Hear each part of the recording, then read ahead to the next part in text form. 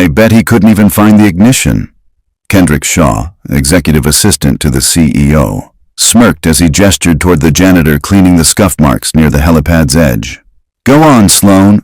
Ask him. It'll be funny. Sloan Davenport, CEO of Davenport Industries, allowed a rare, amused smile to cross her lips. It had been a long day of brutal negotiations, and a moment of levity was welcome.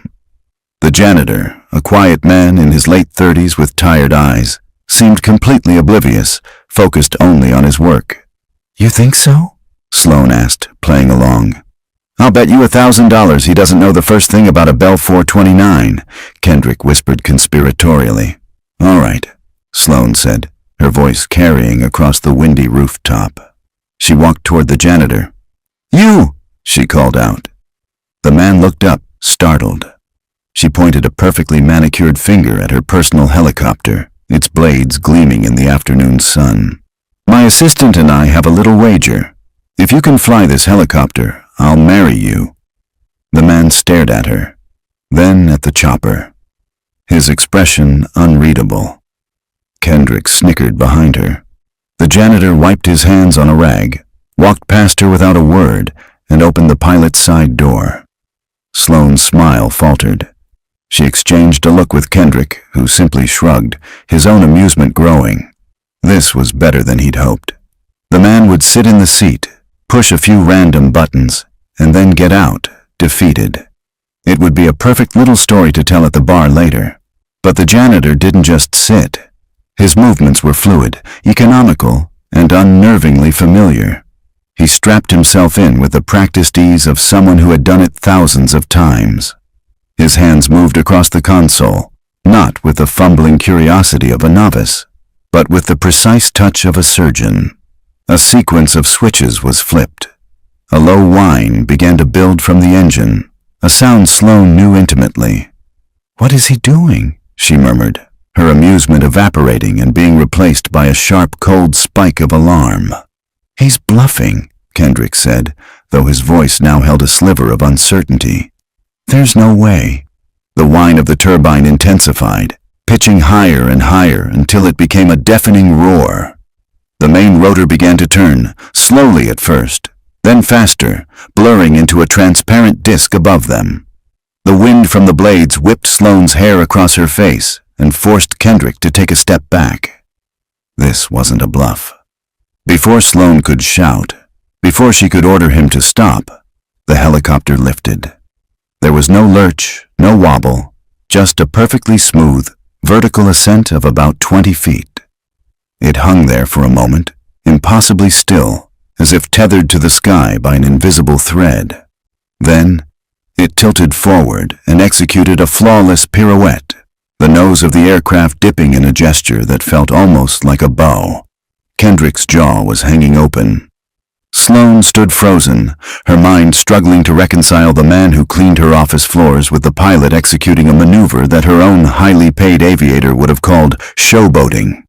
The helicopter then banked sharply, zipping out over the city skyline for a breathtaking moment before returning to hover directly over the helipad. With the same unnerving grace, it descended, touching down so gently that the landing skids barely made a sound. The engine began to spool down. The blades slowed. Silence, heavy and absolute, returned to the rooftop. The pilot's door opened and the janitor stepped out. He closed the door with a soft click, walked back to his cart, picked up his spray bottle, and resumed scrubbing the scuff mark on the floor. He didn't look at them. He didn't say a word. It was as if the last 90 seconds had never happened. Sloan found her voice, though it came out as a strangled whisper. Who are you? The janitor, Owen Grant, finally looked up. His eyes were calm, but there was a deep, unyielding wall behind them. Just the janitor, ma'am. He gave a slight, almost imperceptible nod. Have a good evening. He pushed his cart toward the rooftop exit, the squeak of its wheels the only sound. Wait! Sloan called out, taking a step after him. But he was already gone, the heavy steel door clicking shut behind him. Kendrick finally snapped out of his stupor. That was impossible, he stammered, Who was that guy? Did you know he could do that? No, Kendrick, I did not, Sloane said, her mind racing. She ran a multi-billion-dollar corporation. She vetted everyone, from her board members to her chefs. Surprises were liabilities, and she did not tolerate liabilities. Yet, a man with the skills of an elite pilot was pushing a mop through her headquarters, and she knew nothing about him. Why? Who was he hiding from? Her phone buzzed, dragging her back to reality. It was a message from the board's chairman. Tokyo is getting cold feet. The deal is on life support. Fix it. Sloane's jaw tightened. The deal with Tanaka Corp was everything. It would secure their dominance in the market for the next decade. Its collapse would be catastrophic, and Kendrick's reports had assured her everything was on track. She looked at the helicopter, then at the door where the janitor had disappeared. Two impossible problems had just landed on her desk in the same afternoon, and for the first time in a very long time, Sloane Davenport had no idea which one to solve first. Sloane stormed back into her penthouse office, the roar of the helicopter's blades still echoing in her ears. "Get me everything we have on Owen Grant," she snapped, her voice tight with an unfamiliar mix of anger and raw curiosity. "Employee file, background check, security clearance, coffee preferences, everything." Now Kendrick, still looking a little pale, hurried to his terminal. "Right away, Sloane." A few frantic keystrokes later, a file appeared on the large monitor on her wall. It was almost completely useless. Owen Grant had been hired 8 months ago. His application was sparse. Address in a working-class neighborhood across town. Previous employment listed as self-employed, logistics, and transport. No references. His background check had come back clean. No criminal record, no credit issues, nothing. He was, on paper, a ghost. A model employee with a perfect attendance record who had never caused a single issue. There was no mention of military service, no flight school, no connection to aviation whatsoever. "This is it?" Sloane asked, her voice dangerously low. "This is all we have on a man who can fly a $9 million aircraft like it's an extension of his own body. The agency we use is the best in the business," Kendrick said defensively. If there was something to find, they would have found it. Maybe he was a hobbyist? Some guys are just naturally gifted. Sloane shot him a look that could curdle milk. Naturally gifted doesn't cover a zero-G pirouette 50 stories above downtown. He's a professional, and he's hiding. Find out why she turned her attention to the more pressing fire.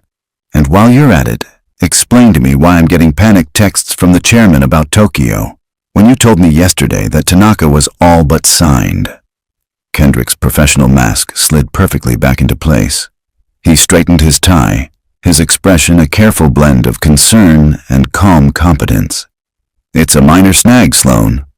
A cultural misstep. Tanaka-san felt our final offer was too aggressive. He prefers a more delicate approach. I'm already drafting a new proposal, something that shows more deference. I've left a message for his chief of staff. I assure you, it's under control." His explanation was smooth, logical, and infuriating. It made her feel like she was overreacting, yet a knot of unease tightened in her stomach. "Under control? Kendrick, this is a $50 billion deal. We don't have minor snags, and we won't," he said, his voice a soothing balm. "Let me handle the Japanese. You've got enough on your plate. I'll smooth it over. It's what you pay me for." She studied him for a long moment, then nodded curtly. "Fine. Handle it. But if I get one more text like that, you'll be handling your severance package." Hours later, Owen Grant pushed open the door to his small apartment. The stale air of the hallway was instantly replaced by the smell of cinnamon and warm laundry. "Daddy!" A small girl with bright, curious eyes and a mop of unruly brown hair launched herself at him from the couch. Owen dropped his worn backpack and scooped her up in a hug that seemed to melt the tension from his shoulders. "Hey, Firefly," he murmured into her hair. "How was your day with Mrs. Gable?" "It was okay," Maya said, pulling back to look at him seriously. We finished the volcano for my science project. It has extra baking soda for a super eruption, but Mrs. Gable smells like mothballs. Owen laughed, a genuine warm sound that would have been unrecognizable to anyone at Davenport Industries. Well, don't tell her that. Did you get your homework done? All of it, she said proudly. And I practiced my spelling words. Even pterodactyl. You're getting too smart for me, he said, setting her down. Go get washed up for dinner. I'm making the tacos you like. As she scampered off, Owen glanced around the small, meticulously clean apartment. Every piece of furniture was second-hand but well cared for. Maya's colorful drawings were taped to the walls, a vibrant contrast to the building's drab beige paint. On a small, cluttered desk in the corner sat a framed photo of a woman with a smile as bright as Maya's, her arm draped around a younger, happier-looking Owen in a flight suit. This was his world. It wasn't a skyscraper or a boardroom. It was a two-bedroom apartment where the only thing that mattered was keeping his daughter safe, happy, and far away from the life he'd left behind. The rooftop had been a mistake, a stupid, reckless impulse. He had let his guard down for a moment, and now he could only hope the consequences wouldn't follow him home. He had a feeling, however, that a woman like Sloane Davenport didn't just let things go. Back in her sterile, glass-walled office, Sloane stared out at the sprawling city lights, the half-eaten salad on her desk forgotten. She couldn't shake the image of the janitor's hands on the controls. Steady, confident, sure. She had built an empire on the ability to read people, to dissect their motivations and weaknesses in a single meeting. But Owen Grant was a locked room with no key. She'd had Kendrick check on her personal pilot, Gavin. The story was that his son had a sudden, severe case of pneumonia and had been rushed to the hospital. It was plausible, but the timing felt too convenient. Another piece of a puzzle she couldn't see. Frustrated, she packed her briefcase and headed for the private elevator. The day was over, but as she exited the building onto the street, her driver holding the limo door open, she saw him.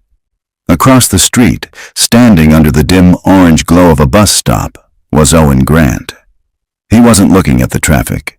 He was staring down at his phone, a small, sad smile on his face. Sloane stopped, her hand on the car door. For a second, she considered walking over there, demanding answers. But what would she say? Why are you lying about who you are? What right did she have to ask? The bus pulled up, its brakes hissing. Owen put his phone away and got on, disappearing into the crowd of tired commuters. Sloane watched until the bus's red taillights vanished around a corner. She got into her car. Just drive, she told her driver, her voice flat. She didn't know where she was going, but she knew one thing for sure. She couldn't rely on background checks or employee files. If she wanted to know who Owen Grant was, she was going to have to find out for herself. The next morning, Sloane arrived at the office with a new resolve. The direct approach had failed. The official channels were a dead end. If she wanted to understand the enigma that was Owen Grant, she would have to change the rules of the game. Her opportunity was waiting in her inbox under the subject line. Reminder: Davenport Day Annual Picnic this Saturday. Every year, the company hosted a massive, mandatory fun day for its employees and their families. It was a carefully orchestrated PR move, meant to foster a sense of community. Sloane despised it. She usually made a brief 20-minute appearance, shook a few hands, and left. It was an inefficient use of a Saturday. But this year, it was the perfect observation deck. It was a neutral ground where the janitor and the CEO could, for a few hours, simply be people. She RSVP'd attending for the entire day. "Good morning, Sloane," Kendrick said, gliding into her office with a tablet. "I've got good news. I just had a productive preliminary call with Tanaka-san's number 2. I think I've found a way to salvage the deal." Sloane raised an eyebrow. "Already?" "They felt we were undervaluing their proprietary distribution network. So I drafted a memo of understanding that gives them a slightly larger stake in the joint venture's logistics arm," he explained, his presentation flawless. "It'll cut into our profit margin by a fraction of a % in the short term, but it's a sign of goodwill. It's the delicate approach they wanted. I think if you sign off, we can get them back to the table by Monday. Sloan scanned the document. On the surface, it seemed like a reasonable concession, but something felt off. Giving up even a fraction of control in logistics, the backbone of their global operation, was a significant strategic shift. It felt less like a compromise and more like a surrender. This is a big move, Kendrick. It sets a dangerous precedent. It's a bigger move to lose the deal entirely, he countered smoothly. This is a quick, decisive fix. It shows strength through flexibility.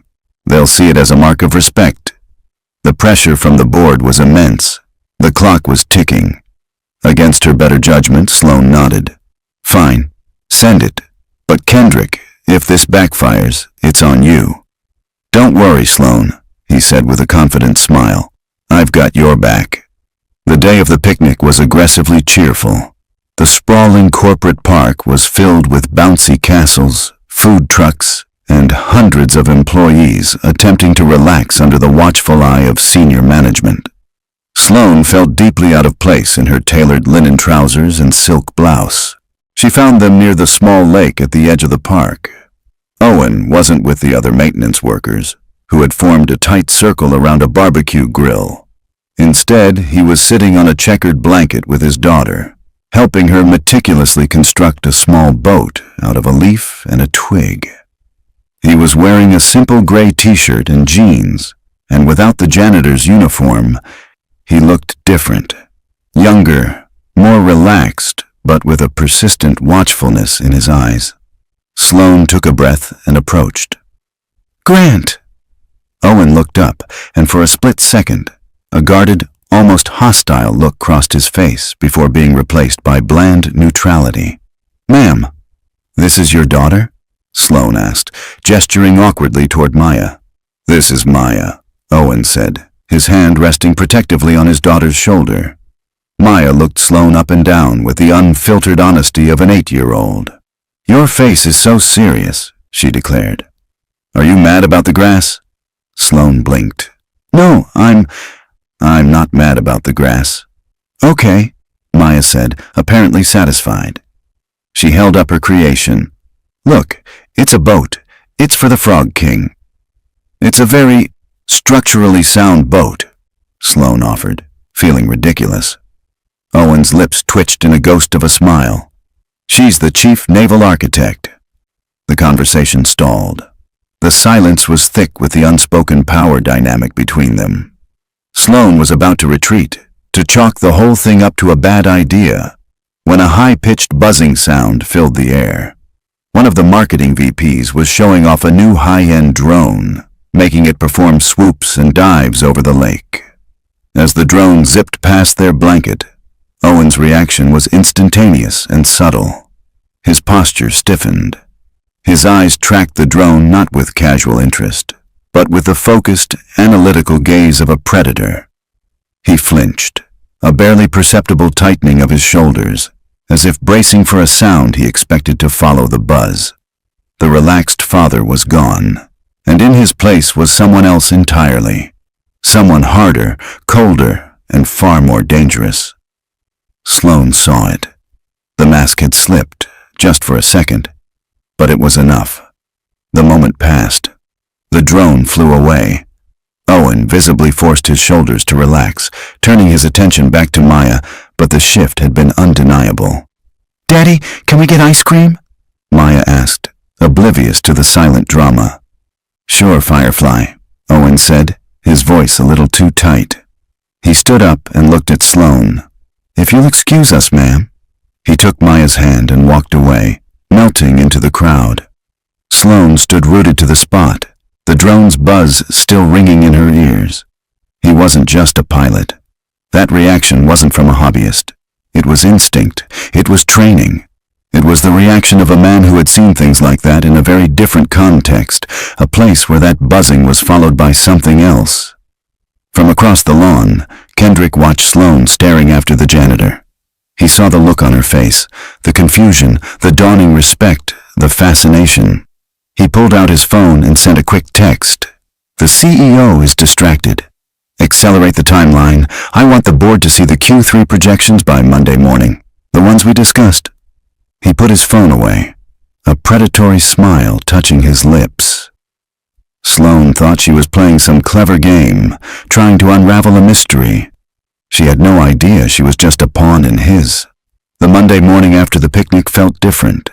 The air in Sloane's office was thin and sharp. The mystery of Owen Grant had burrowed into her mind, a puzzle she kept turning over and over. The man who comforted his daughter over a leaf boat was the same man who reacted to a toy drone with the instincts of a trained soldier. The two images didn't fit, and Sloane hated things that didn't fit. Her thoughts were interrupted by Kendrick sweeping into her office, his face a perfect mask of grave concern. He was holding a tablet displaying a flurry of emails from Tokyo.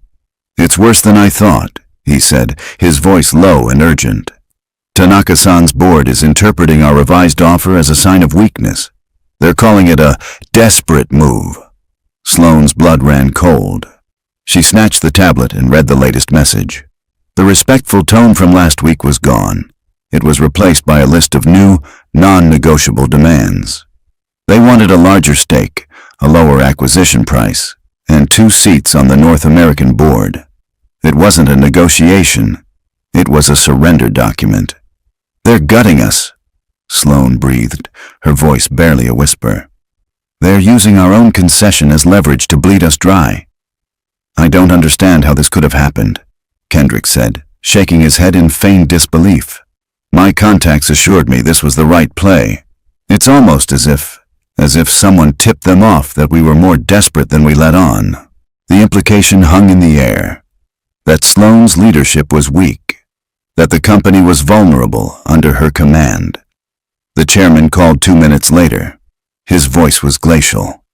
The board was convening an emergency session on Friday. She had until then to either fix the Tanaka deal or present a viable alternative. If she couldn't, they would be forced to explore new leadership options. The threat was clear. She was on the verge of losing her father's company. For the next hour, Sloane was a whirlwind of controlled fury. She called her legal team, her CFO, her head of strategy. They all said the same thing. Tanaka had them backed into a corner. To fight back would be to risk a hostile takeover attempt. To acquiesce would be corporate suicide. She was trapped. Defeated, she walked to the vast window of her office, which overlooked the helipad. The helicopter sat there, silent and gleaming. A monument to a power she suddenly felt she no longer had.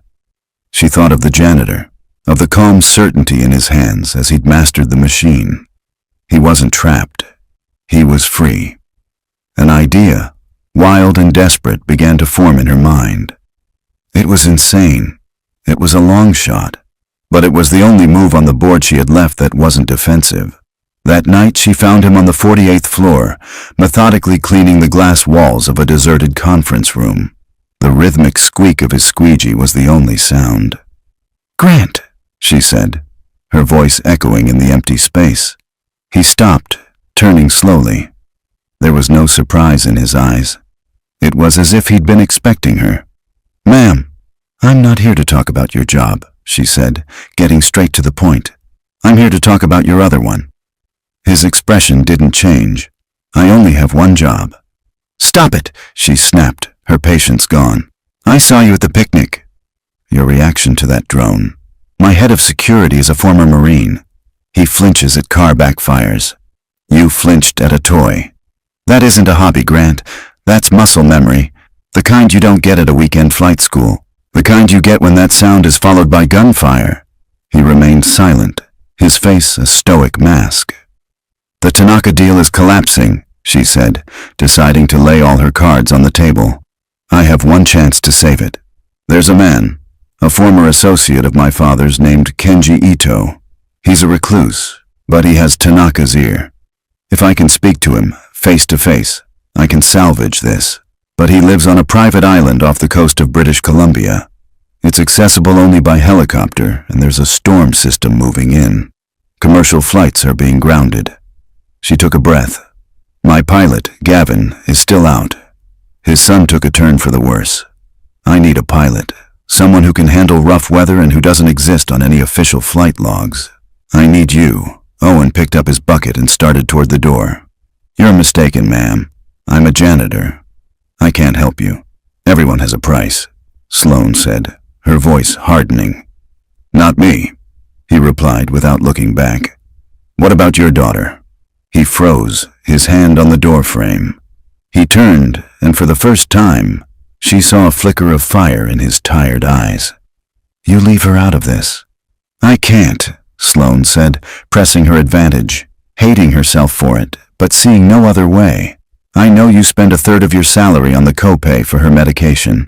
I know your insurance plan has a lifetime cap that you're getting dangerously close to. And I know you watch her every time she breathes, terrified it might be the one that hitches. His face paled. The stoic mask crumbled, revealing a raw, profound fear. This isn't a request anymore, Owen, she said, using his first name for the first time. It's an offer. One flight. You get me to Ito and back, and I will set up a private, irrevocable trust in Maya's name. It will cover all of her medical expenses, every doctor, every treatment, every prescription for the rest of her life. It will also pay for her entire education, through to any graduate school she chooses. She will never have to worry about a single bill. Ever again. She let the words sink into the silence. She was offering him the one thing his quiet, invisible life couldn't give him. Absolute security for his child. He stood there, motionless, caught between the ghosts he was running from, and the future he so desperately wanted for his daughter. His hands, the same hands that had so expertly commanded a multi-million-dollar machine, were clenched into white-knuckled fists at his sides. The silence in the conference room stretched for a lifetime. Owen's jaw was a hard line, his gaze fixed on a point somewhere beyond Sloane, somewhere deep in his past. She could almost see the war raging behind his eyes, the instinct to run versus the fierce, primal need to protect his child. Finally he spoke, and his voice was flat, devoid of all emotion. It was the voice of a soldier accepting a mission. Fine, he said, I'll do it. But we have terms. Sloane nodded, keeping her expression neutral. I'm listening. First, the trust is to be drawn up by my lawyer, not yours. It will be funded in full, and the transfer confirmed before we take off. Second, this is a one-time contract for transportation services. You will not ask me about my past, my training, or my family. I am not your employee. I am a contractor. Third, when we land back here, the contract is terminated. You and I go back to what we were. You don't know me, and I don't know you. Understood? Understood, Sloane said without hesitation. The terms were harsh, but they were a small price to pay. We fly tonight, Owen stated, not asked. The storm front will be at its worst around 0300. I want to be through it before then. Have the helicopter fully fueled and ready for a pre-flight inspection in 1 hour. I want updated meteorological charts, satellite imagery of the flight path, and the island's landing coordinates. And I want them on a private, air-gapped tablet. Nothing connected to your company's network. He was no longer a janitor. The transformation was instantaneous and absolute. He was a commander, his every word precise, and filled with an authority that Sloane hadn't seen from anyone in her company, herself included. She simply nodded again. I'll make the arrangements.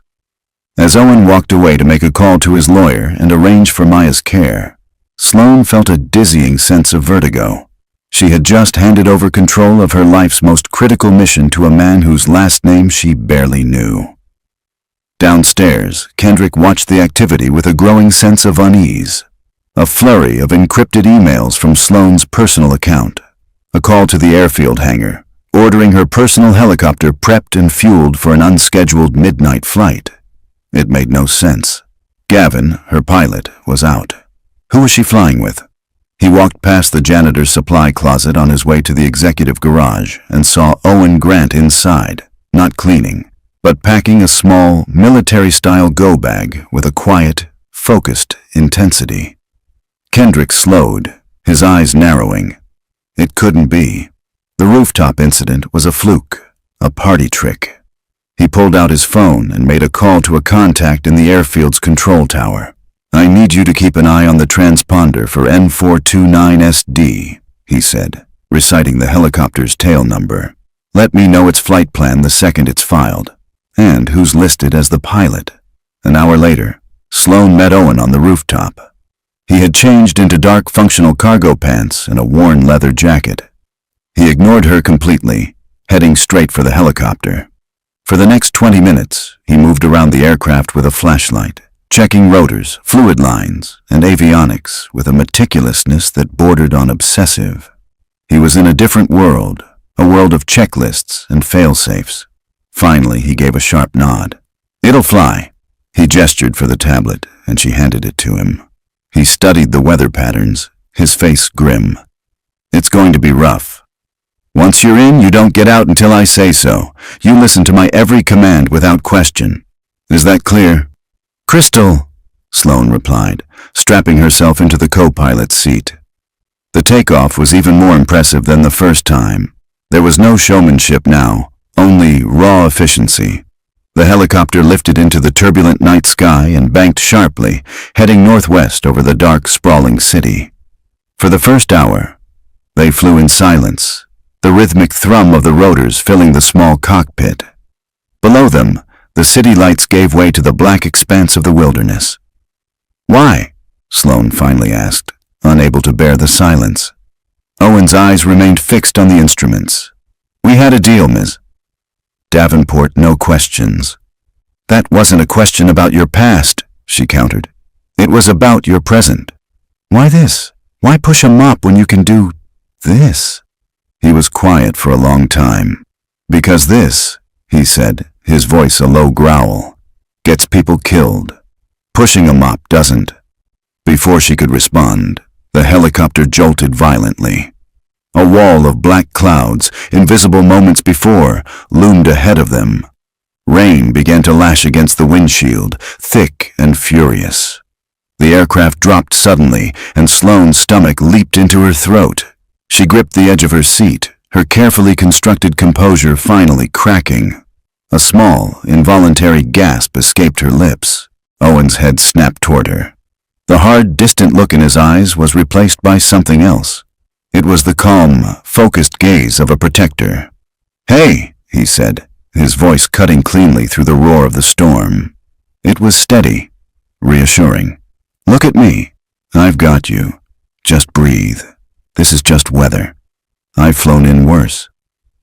She met his eyes, and in their depths, she saw an absolute certainty that defied the chaos raging around them. He wasn't just a pilot. He was a lifeline. And as the storm tossed their tiny aircraft through the inky blackness, thousands of feet above the earth, Sloan realized she had placed her life, her company, and her entire future in the hands of a complete stranger. And stranger still, she trusted him. The helicopter bucked and dropped, a sickening lurch that felt like a free fall. Alarms blared in the cockpit, a high-pitched symphony of disaster. Sloane's knuckles were white where she gripped her seat. Outside the cockpit window, there was nothing but a swirling, violent blackness, pierced intermittently by flashes of lightning that illuminated the torrential rain. "Crosswinds are hitting 80 knots. Owen's voice was tense, but impossibly calm, cutting through the chaos. "It's trying to push us into the mountainside. I have to take us down, find a layer of stable air." He pushed the cyclic forward, a controlled dive that felt anything but. The rain hammered against the glass, and the wind howled like a living thing.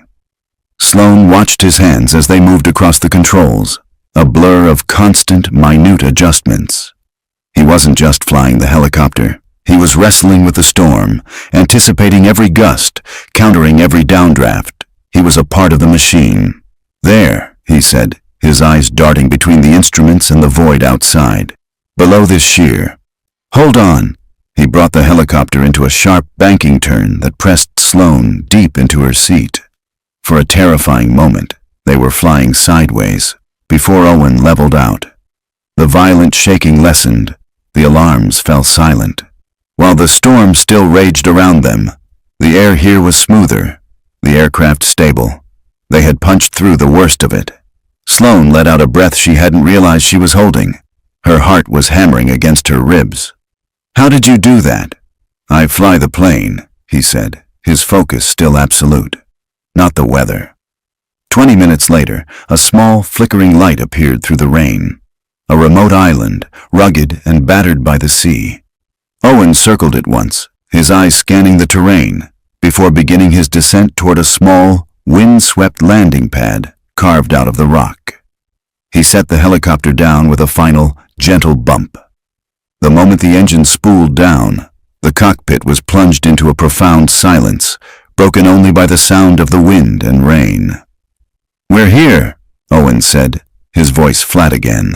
The pilot receding, the contractor returning.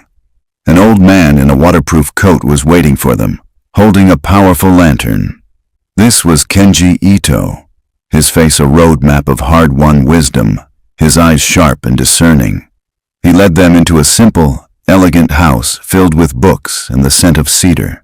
He listened to Sloane's pitch for a full hour without saying a word, his hands folded around a cup of steaming tea.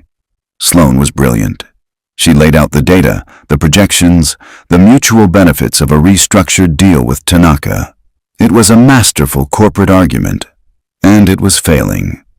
"You speak of profits and margins, Miss Davenport," Ito said when she had finished, his voice a low rumble. "These are temporary things. My friend Tanaka values loyalty. He believes you have shown none. He believes your company has lost its spirit, its soul. Your numbers will not convince him." Sloane's face fell. She had come all this way for nothing. Desperation clawed at her. Ito's gaze shifted from her to Owen, who had been standing silently by the door, a stoic shadow. "And you?" Ito asked, his voice sharp. "You are her pilot? You flew through this storm?"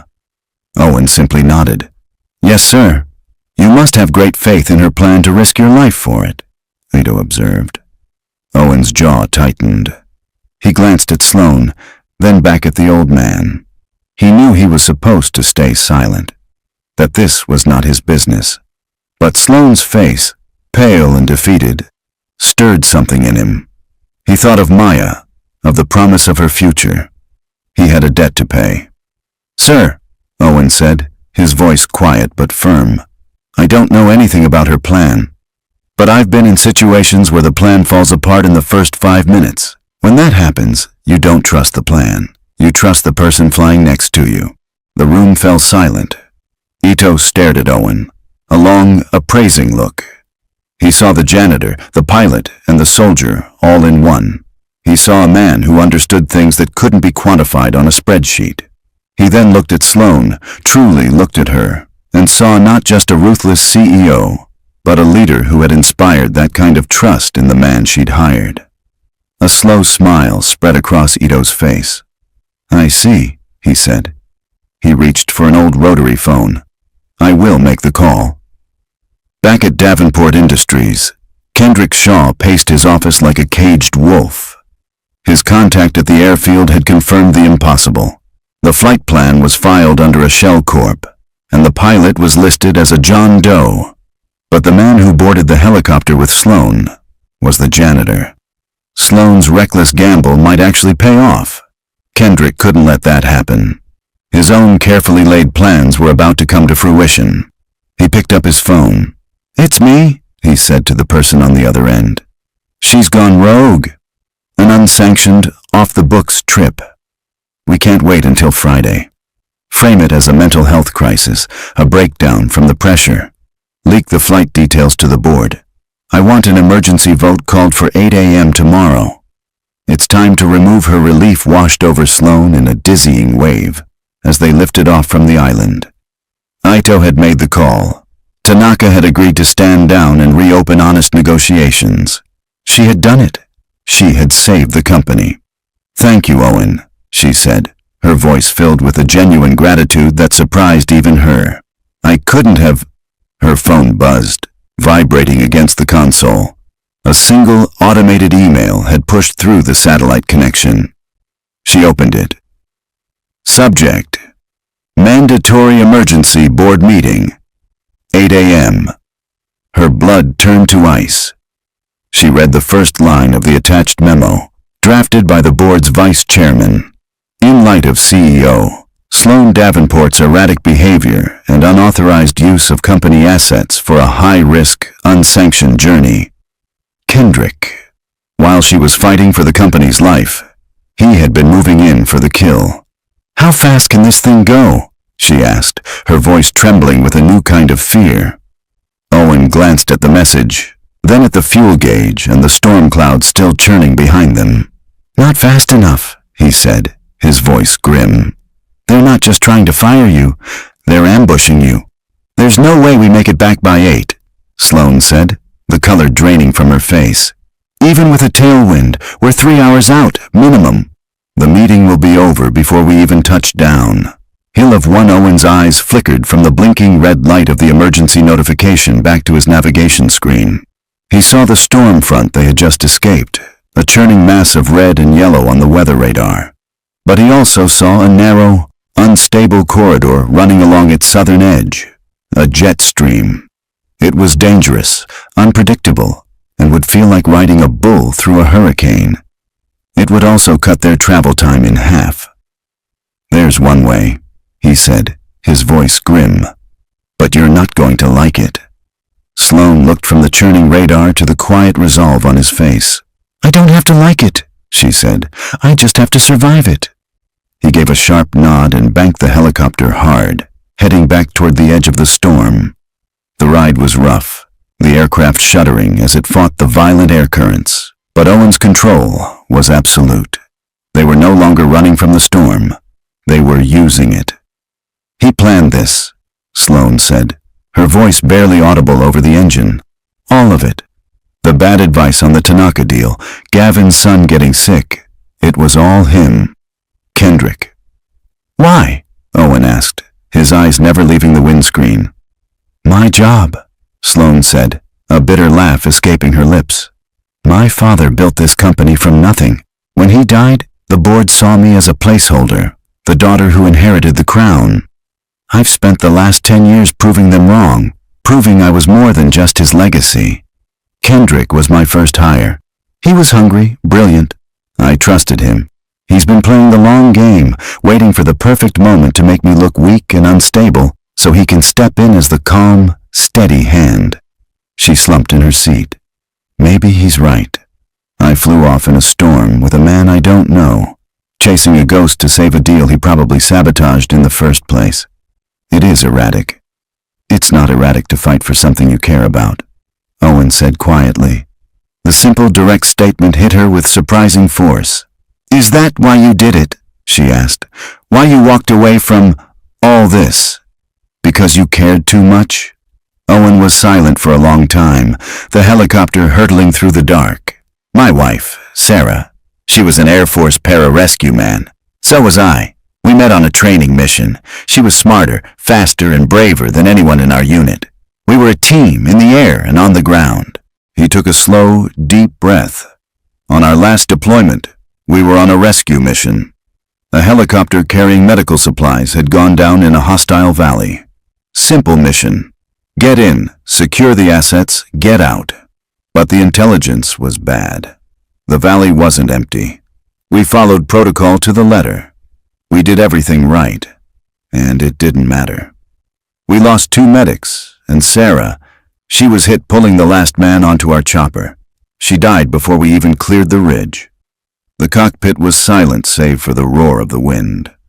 I held her hand," Owen whispered, his voice thick with a memory that would never fade. "And I realized that all the training, all the protocols, all the skill in the world, it doesn't matter. You can do everything right and still lose. The system I dedicated my life to, the one I believed in, it couldn't protect the one person I couldn't live without. So I left. I took our daughter, Maya, and I disappeared. I took a job where the only thing at stake was a clean floor, because a clean floor never leaves a hole in your life." Sloan felt tears welling in her eyes. For him, for his wife, for the hollowed-out pain in his voice.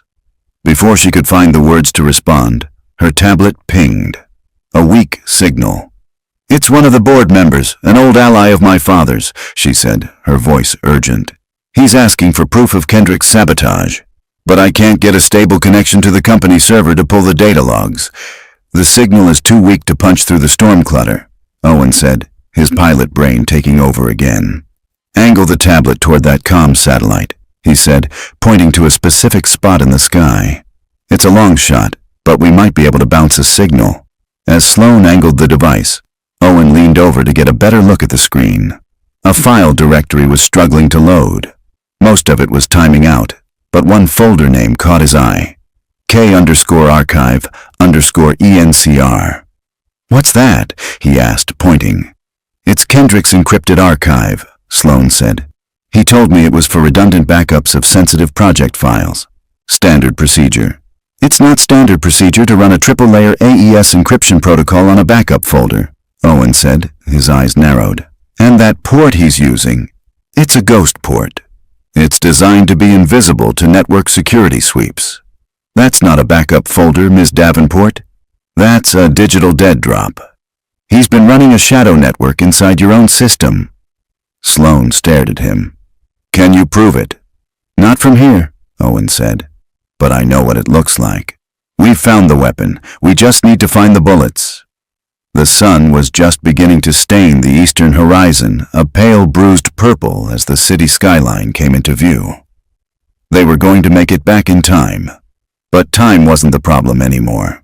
"It doesn't matter," Sloan said, the fight draining out of her. "We'll walk into that boardroom. I'll accuse him. He'll deny it. And the board will see a desperate, paranoid CEO making wild accusations. He's got them completely snowed. We have no proof Owen's gaze was fixed on the Davenport Tower, the tallest building in the city, its helipad waiting for them. The soldier, the strategist who had lain dormant for 8 years, was now wide awake. "You're right," he said, his voice now cold and sharp as forged steel. "The boardroom isn't the battlefield. It's the target. We're not going to walk in there and defend ourselves. We're going on the attack." The helicopter's skids touched down on the helipad with less than 10 minutes to spare before the 8 a.m. meeting. The moment the rotors spun down, Owen was unstrapped and moving. He was no longer the janitor, the pilot, or the grieving widower. He was the soldier he had been trained to be, and Sloan's corporate tower was his new battlefield. "They're expecting you to be defensive," he said, his voice clipped and precise as he helped Sloan out of the cockpit. "They're expecting you to walk in there, cornered and emotional. You're going to give them exactly what they want." Sloan stared at him, bewildered. "I'm going to go in there and lose?" "That's your plan. You're going to go in there and stall," he corrected. "Argue, get angry, question their numbers, accuse Kendrick of being ambitious, do whatever you have to do to keep them all in that room, focused on you. You're the bait. Can you do that?" Sloan's back straightened. A flicker of her old, formidable self returned. "I can do that." "Good," Owen said. "While you're keeping them busy, I need 2 things from you. Your master keycard and your admin-level network password.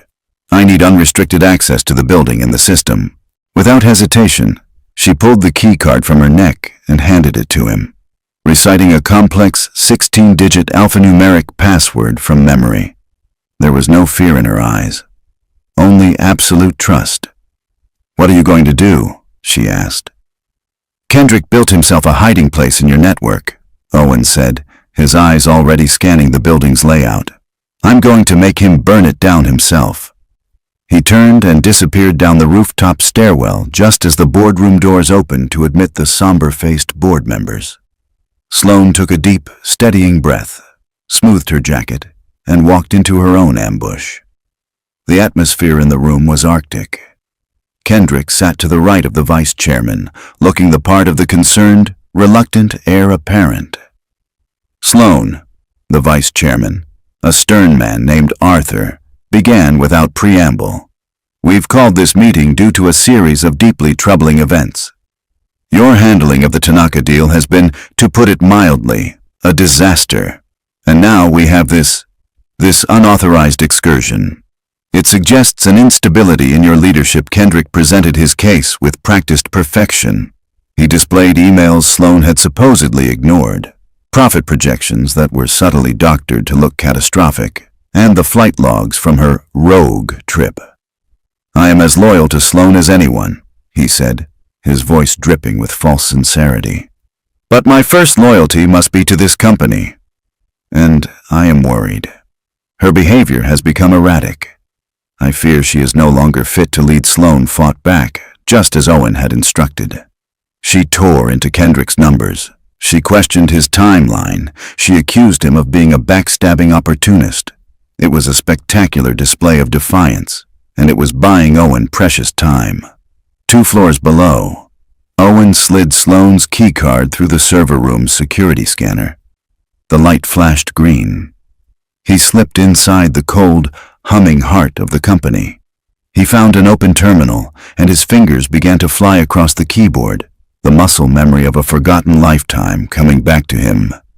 In a flood. He wasn't trying to break Kendrick's triple-layer encryption. He didn't have the time. He was going after the ghost port itself. He located the hidden pathway and wrote a simple, malicious script. It was designed to create a recursive loop, rerouting a sliver of all outgoing network traffic back through Kendrick's hidden archive. It was a digital bottleneck. In minutes, the entire system would grind to a halt, and every diagnostic would point to the encrypted folder as the source of the chaos. Back in the boardroom, Sloan was mid-sentence when the main presentation screen behind her flickered and went red. A massive alert box appeared. Network integrity failure. Critical. Every laptop and tablet in the room flashed the same warning. Alarms began to chime. "What in God's name is happening?" Arthur demanded, rising from his seat. Kendrick stared at the screen, his smug confidence instantly vanishing. A secondary alert appeared, this one containing a line of diagnostic code.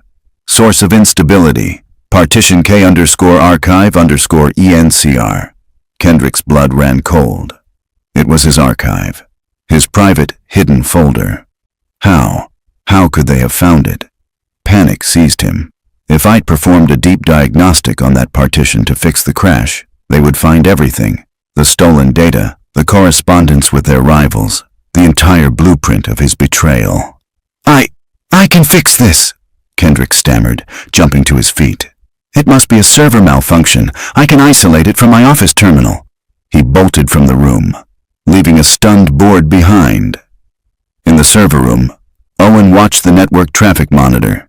He saw Kendrick's unique login splash across the screen from his office PC. He saw the frantic sequence of commands. Then, the one he was waiting for appeared. Initiate command. Purge partition, archive, anchor true. Kendrick was wiping it. He was trying to destroy the evidence. Owen didn't stop the command. He let it run, but as it executed, he initiated his own program, a packet sniffer that recorded every keystroke, every command, every byte of data transmitted from Kendrick's terminal. He captured it all. Kendrick's login credentials, the timestamp showing it was during a critical network failure, and the explicit, irreversible command to permanently destroy a hidden folder of company data, a folder whose existence was a fireable offense, and whose destruction during a crisis was a federal crime. The purge completed. The system alarm stopped. The network stabilized as the bottleneck vanished. Owen saved the recording to a secure file, a grim, triumphant look on his face. The boardroom debate didn't matter anymore. He didn't have a theory. He didn't have a suspicion. He had proof. Kendrick strode back into the boardroom, dabbing a handkerchief on his brow. He projected an air of weary triumph. "My apologies for the alarm," he announced, his voice smooth once more. "It appears a corrupted data packet from an older server was creating a network loop. I've isolated and purged the anomaly. Everything is stable now." He shot a condescending look at Sloan. "As I was saying, we need steady leadership. Someone who can handle a crisis without flying off the handle." Arthur, the vice chairman, nodded grimly. "Thank you for your quick action, Kendrick. Now, if there is no further discussion, I believe it's time to vote." He was raising his hand to call the question when the boardroom doors swung open. Owen Grant walked in. He wasn't wearing his janitor's uniform. He was just a man in a worn leather jacket, but he moved with a quiet authority that commanded the attention of every person in the room. He walked past the stunned board members, his eyes locked on Kendrick. Kendrick's face went white with shock and disbelief. Owen stopped at the head of the table and placed the tablet in front of Arthur. "The corrupted data packet has a name," Owen said, his voice calm and even. He tapped the screen. "And a confession." He played the recording. The massive screen at the end of the boardroom, which moments before had been displaying Kendrick's doctored reports, now showed a stark, undeniable truth. The board watched in silent, horrified fascination. They saw Kendrick Shaw's unique login credentials appear on screen. They saw the timestamp, confirming he was logged in from his office while he was supposed to be in this very meeting. And they saw the command line, stark and damning. "Purge partition. Key archive anchor true." "As you can see," Sloan said, her voice cutting through the silence like glass, "while the board was in session, Mr. Shaw accessed a hidden, unauthorized archive on the company's servers and permanently deleted it." She paused, letting the weight of her next words land. That archive, which he just illegally destroyed, contained all of his correspondence with our rivals at Tanaka Corporation. It was the complete record of his corporate espionage. The color drained from Kendrick's face. He was trapped. "That's a lie!" he shrieked, his voice cracking, his composure shattering into a million pieces. "He's a hacker!" She brought in a hacker. "This man is a janitor. He doctored that footage. It's a fabrication." He pointed a trembling finger at Owen.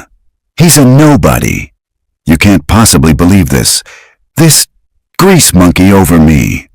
His hysterical outburst did more to confirm his guilt than any evidence could have. The room was silent, save for his ragged breathing. Arthur, the vice chairman, looked from Kendrick's wild, panicked eyes to Owen's stoic calm. His face was like stone. "Security," he said into the room's intercom. To the main boardroom. Now, 2 uniformed guards entered the room. Kendrick looked wildly around, but there were no friendly faces, no allies left. He had been so certain of his victory, he had never once considered the quiet man who cleaned the floors. As the guards escorted him out, his final, desperate shouts echoed down the hall. "She's the one who's unstable. You're all making a huge mistake." Then he was gone. Arthur turned to Sloan. The cold judgment in his eyes was gone, replaced by a look of profound and humbled respect. "Sloan," he said, his voice hoarse, "on behalf of this board, I offer you our deepest, most sincere apologies. We were wrong." "Thank you, Arthur," Sloan said simply. The vice chairman then looked at Owen, who had remained silent throughout the ordeal. "And you, Mr. Grant, is it? We owe you a debt of gratitude that I'm not sure this company can ever truly repay." "I was just taking out the trash," Owen replied, his expression unreadable. After the other board members had filed out, offering their own quiet apologies to Sloan, she and Owen were left alone in the vast, silent room. The morning sun streamed through the floor-to-ceiling windows, illuminating the dust motes dancing in the air. The crisis was over. They had won. Sloan looked at him, really looked at him, not as a pilot or a soldier or a janitor, but as the man who had walked through the fire with her. "So," she said, a small, tired smile playing on her lips. "What now, contractor?" Owen allowed the ghost of a smile to touch his own face. It was the first one she had ever really seen. "I think my contract is terminated, ma'am." "Sloan," she corrected him softly. "My name is Sloan." "Owen," he replied. The titles and barriers that had separated them were gone, burned away in the chaos of the last 24 hours. All that was left were 2 people, standing in the quiet aftermath of a battle they had won together, with the unspoken question of what came next hanging between them. A week after the boardroom showdown, a quiet hum of efficiency had returned to Davenport Industries, but it was a different kind of quiet. The fear was gone, replaced by a current of hushed, excited gossip. The story of the janitor who saved the company had spread like wildfire, morphing into a modern-day legend. Kendrick was gone, facing a mountain of federal charges, and the Tanaka deal, now being renegotiated on fair terms, was a testament to Sloan's renewed, decisive leadership. But for Sloan, the victory felt hollow. Owen Grant had vanished. He had submitted his resignation via a brief professional email the day after the meeting. His final paycheck was never picked up. He hadn't answered the single text she'd sent, a simple, "Are you okay?" He had honored his side of the bargain to the letter. The contract was terminated. They were strangers again, and his absence had left a glaring, inexplicable hole in her world. She found herself looking for him in the hallways, listening for the squeak of his cart. The building, her building, felt sterile again. A place of glass and steel without a soul. She had won back her company, but she'd lost the one person who had made her feel like a part of it. Finally, she understood. The problem wasn't just Kendrick. The problem was a culture she had created. A place so focused on the view from the top that it had forgotten the foundation it was built on. She called a company-wide town hall. Standing before her thousands of employees, she wasn't the ruthless, detached CEO they were used to. Her voice was different, softer, stronger.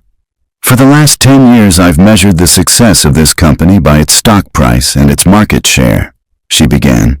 "I was wrong. A company is not its balance sheet. A company is its people." She told them about a man who worked for them, a man with extraordinary skills who pushed a broom because no one had ever bothered to look past his uniform. "How many more of you are there?" she asked, her gaze sweeping across the crowd. "How many artists, engineers, pilots, and poets are in this room right now? Your talent's hidden because we never thought to ask. That ends today." She announced the creation of a new division, the Department of Human Potential.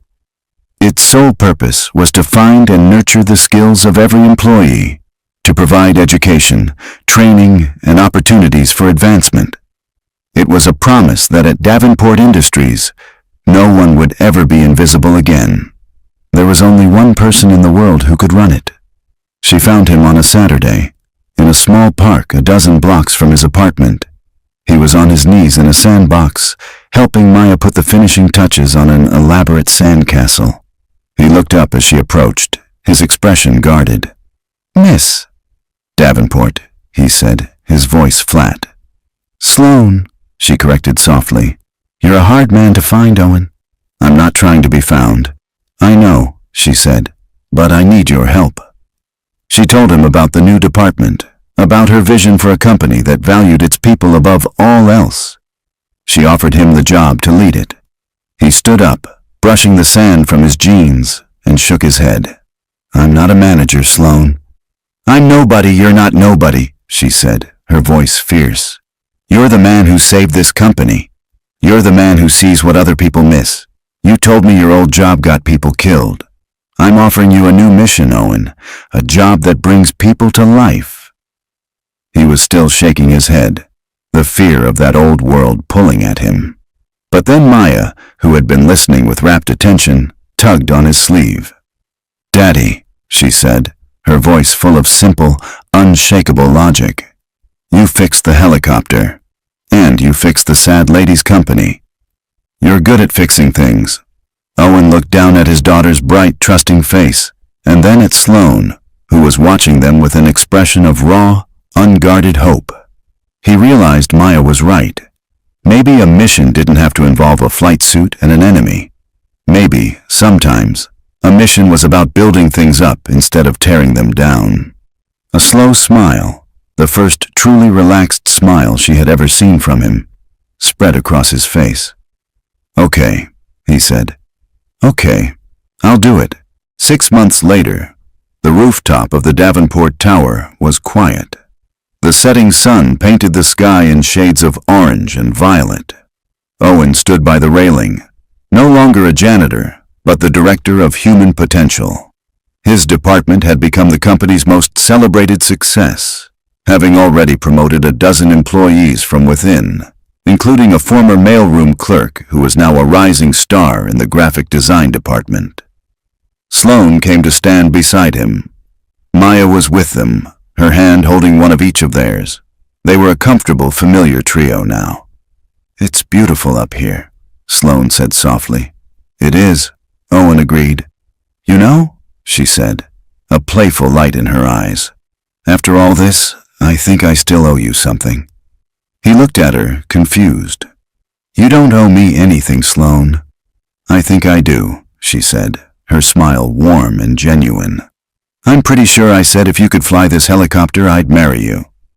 Owen laughed, a real, deep laugh that echoed across the rooftop. He squeezed her hand, his eyes meeting hers.